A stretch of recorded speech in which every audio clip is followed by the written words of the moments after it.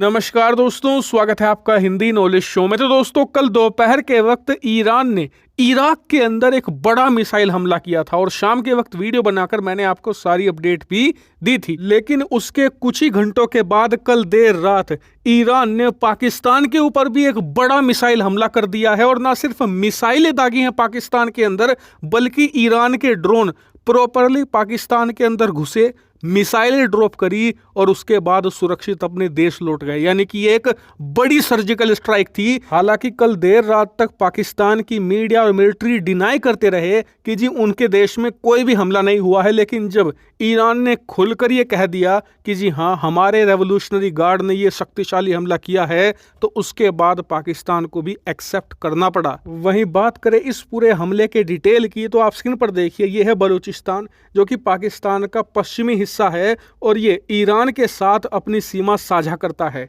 यहीं पर ईरान घुसा और एक शक्तिशाली हमले को अंजाम दिया, जिसमें कई लोग मारे गए हैं। वहीं ईरान की सरकार ने आगे ये बताया है कि हमारा टारगेट था जैश अल अदल, जो कि एक बलूच मिलिटेंट ग्रुप है। दरअसल ये मिलिटेंट ग्रुप बलूचिस्तान की आज़ादी की तो बात करता है, लेकिन ये पाकिस्तान की सेना के साथ डीप लिंक भी शेयर करता है। जी हाँ, पाकिस्तान की सेना ने ही इसे पाला है। आप कहोगे यार, बलूचिस्तान की आज़ादी तो पाकिस्तान की सेना दबाना चाहती है, तो फिर वो ऐसे गुटों को समर्थन क्यों दे रही है जो बलूचिस्तान की आज़ादी की बात करते हैं? तो देखिए, जो ये गुट है ना, जैश अल अदल, ये पाकिस्तान वाले बलूचिस्तान की बात नहीं करता। ये ईरान के अंदर जो बलूचिस्तान का हिस्सा है उसकी आज़ादी की मांग करता है, और इसीलिए पाकिस्तान की सेना ने इसे पाला है। एक तरीके से इसे ईरान के खिलाफ एक हथियार के रूप में बनाया है, और ये सालों तक ईरान के अंदर घुसकर हमला करते हैं। और बताया जा रहा है कि हाल ही में पाकिस्तान का जो पूर्वी हिस्सा है, जो बलूचिस्तान के साथ बॉर्डर शेयर करता है ना, वहां पर जनरल कासिम सुलेमानी की कवर पर अब से कुछ दिन पहले जो हमला हुआ था, उसमें इस जैश अल अदल का भी हाथ हो सकता है।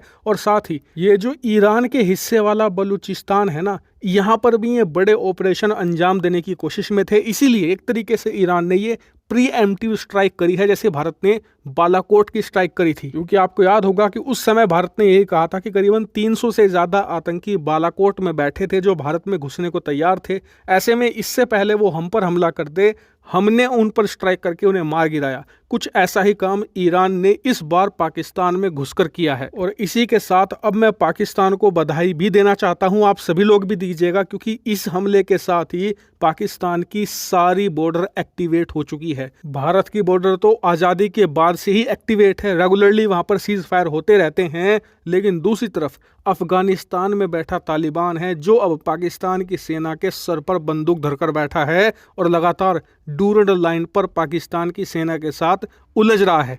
लेकिन एक जो बॉर्डर उनका शांत बचा था, यानी कि ईरान वाला बॉर्डर, अब वो भी पूरी तरीके से खुल चुका है, एक्टिवेट हो चुका है। और अब पाकिस्तान की सेना को वहां भी हैवी डिप्लॉयमेंट भेजनी होगी भारतीय सीमा से हटाकर। आप कहोगे कि ऐसा क्यों? वो इसलिए क्योंकि अब से मात्र 3 साल पहले तक इनकी सारी मिलिट्री फोर्स भारतीय सीमा पर तैनात रहती थी, क्योंकि अफगानिस्तान का बॉर्डर शांत था, ईरान का बॉर्डर शांत था।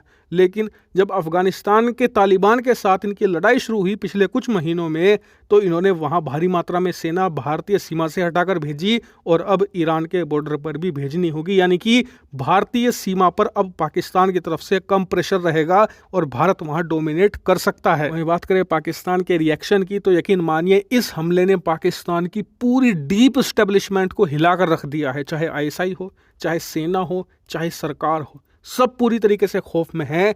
क्योंकि ईरान कोई ऐसा वैसा देश नहीं है, उसके पास ठीक ठाक पावर है। और इस हमले के बाद जिस तरीके से पाकिस्तान की जनता अपनी सेना से मांग कर रही है कि बदला लो ईरान से, या फिर पाकिस्तान की सरकार के लोग भी कह रहे हैं कि हमें बदला लेना चाहिए, और पाकिस्तान की सेना में भी आवाजें उठ रही हैं कि हमें मुंह तोड़ जवाब देना चाहिए। अगर ये ऐसा कुछ कदम उठाते हैं ईरान के खिलाफ, तो ईरान इनकी ईंट से ईंट बजाने में जरा भी पीछे नहीं हटेगा। और इसीलिए पाकिस्तान इस समय सबसे ज़्यादा बड़े क्राइसिस से जूझ रहा है। इकोनॉमी तबाह हो चुकी है, सारे बॉर्डर खुल चुके हैं, हर एक बॉर्डर पर दुश्मन बंदूक लिए बैठा है, और इनके पास रिसोर्स नाम की चीज़ नहीं है। ऊपर से सेना अपने ही लोगों पर डंडे बरसा रही है। हालांकि इस मामले पर जो भी बड़ी खबर आएगी सबसे पहले आपको यहीं मिलेगी, इसीलिए चैनल को जरूर सब्सक्राइब कर लेना।